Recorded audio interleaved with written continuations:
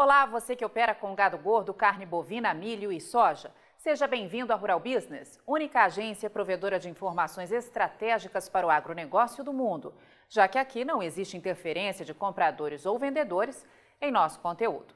Rural Business, o amanhã do agronegócio, hoje.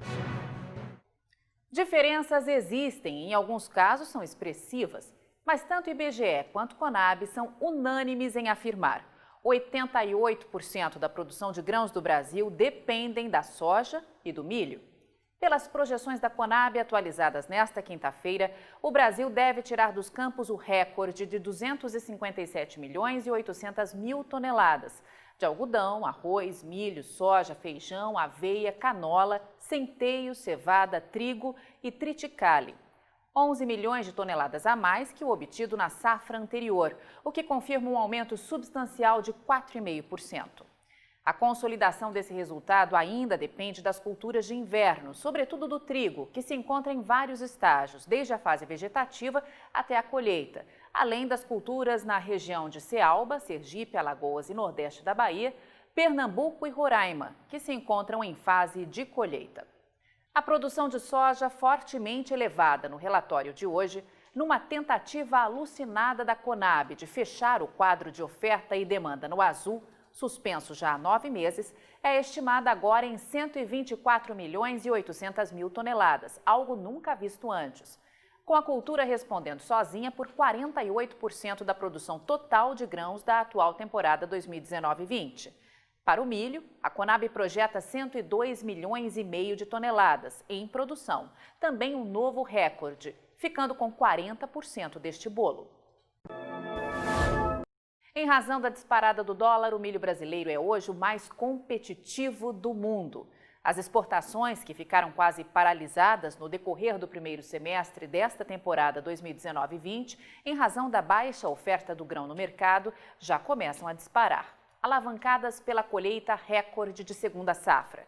Mas, ao que tudo indica, a Conab, Companhia Nacional de Abastecimento, só vai acordar para essa realidade tarde demais, como já fez um ano antes.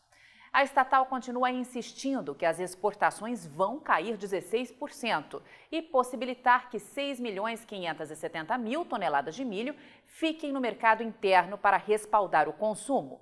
O que, na visão de Tânia Tosi, analista-chefe e estrategista da equipe de grãos da Rural Business, parece um sonho completamente utópico. A Conab parece disposta a só mudar os números no momento em que os embarques forem confirmados, oferecendo remédio depois da doença já ter sido curada. Cabe aos consumidores ficarem antenados na realidade dos fatos, pois se estivermos corretos em nossas projeções, o Brasil viverá uma escassez histórica de milho na virada do ano. E os preços terão que subir ainda mais para evitar que todo este milho vá parar no exterior. Vale lembrar que a Conab deu início à última temporada 2018-19, projetando 31 milhões de toneladas em exportação.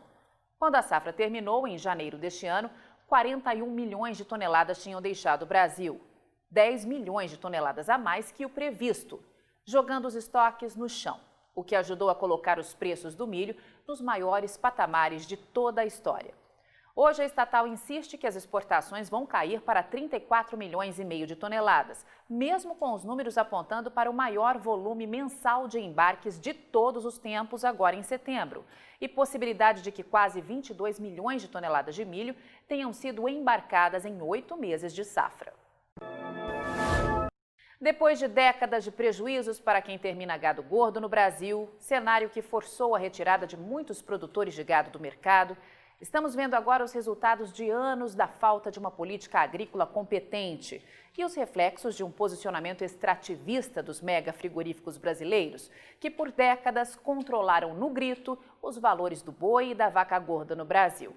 Os novos dados do Instituto Brasileiro de Geografia e Estatística, o IBGE, divulgados hoje, referentes aos abates realizados no Brasil durante o segundo trimestre de 2020, confirmam os antigos e consecutivos alertas da equipe de pecuária de corte da Rural Business aos assinantes, de que os estoques de gado gordo para abate continuariam a cair neste ano de 2020 e mais, que iríamos enfrentar, como estamos enfrentando, a mais radical entre-safra de boi da história. Conforme o IBGE, no segundo trimestre deste ano foram abatidas 7.300.000 cabeças de bovinos, o menor resultado em 7 anos. Mas o que de fato representa esse volume? A conta que você vai ver agora e, claro, os motivos reais dessa diminuição, dificilmente o assinante vai ver por aí. O volume de 7.300.000 bovinos abatidos no Brasil durante o segundo trimestre é 8,1% menor se comparado com o igual período de 2019, quando 7.940.000 cabeças foram abatidas. Os dados do IBGE mostram ainda que 1.240.000 cabeças sumiram das plantas frigoríficas do Brasil. Vamos repetir. Quando se compara o resultado do segundo trimestre de 2014 com o atual, chega-se à conclusão que sumiram do mercado 1.240.000 cabeças. Naquele semestre de 2014, o pico histórico de 8.540.000 cabeças foi atingido. E isso representa uma diminuição de 14,5% quando comparado ao resultado atual. Os machos, bois e novilhos registraram um volume de 4,5 milhões de cabeças, com um ligeiro aumento de 1,4% em um ano, mas acumulam queda de 6,8% frente ao mesmo período de 2010, quando foi abatido o pico de 4.830.000 cabeças, 326.500 cabeças a mais que no segundo trimestre de 2020. Já as fêmeas, vacas e novilhas somaram 2.940.000 cabeças, 16% a menos se comparado com o mesmo trimestre de 2019, quando foram abatidas 3.500.000 cabeças. O gráfico do abate de fêmeas revela também que, na comparação do volume abatido no segundo trimestre de 2013 com o deste ano, sumiram do mercado 939.100 cabeças. O IBGE informou ainda que no segundo trimestre de 2020 houve reduções nos abates em 22 das 27 unidades da federação. E as reduções mais significativas ocorreram em estados com importância vital para a atividade. Mato Grosso foi o que mais apresentou queda no número de abates no segundo trimestre desse ano em relação ao mesmo período de 2019, 165.710 cabeças.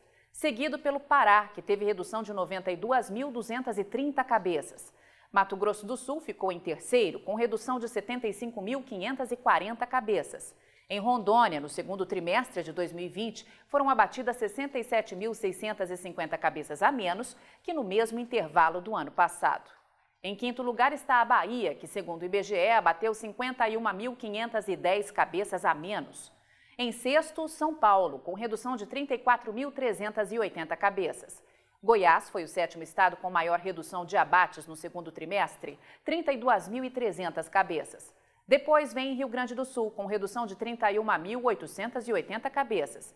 Tocantins, com 22.060 cabeças. Maranhão, em décimo lugar, com redução de 17.400 cabeças. E, por último, o estado do Acre, que teve redução nos abates de 16.960 bovinos. Mas o que podemos esperar para os próximos terceiro e quarto trimestres de 2020? A resposta na análise de mercado desta quinta-feira, 10 de setembro de 2020, mas só para os assinantes da Rural Business. Eu sou Glaura Vilauba, esses e outros alertas de grãos e pecuária você encontra diariamente em nossas plataformas de informação. Acesse e passe a ver o amanhã do agronegócio hoje. Mas antes, dê o seu gostei no vídeo e faça agora mesmo a assinatura de um dos pacotes diários de informação para os mercados de soja, milho e pecuária. Acesse ruralbusiness.com.br, pacotes a partir de R$ 9,90 por mês. Até a próxima! Por trás do play de cada informação da Rural Business está sempre uma profunda investigação feita por uma equipe com 26 anos de experiência e totalmente independente, que se transformam em previsões diárias sobre o mercado de soja, milho e boi e qual a melhor estratégia para você lucrar mais hoje. Acesse rbvideo.com.br e assine a partir de R$ 9,90 ao mês. Rural Business, o amanhã do agronegócio, hoje.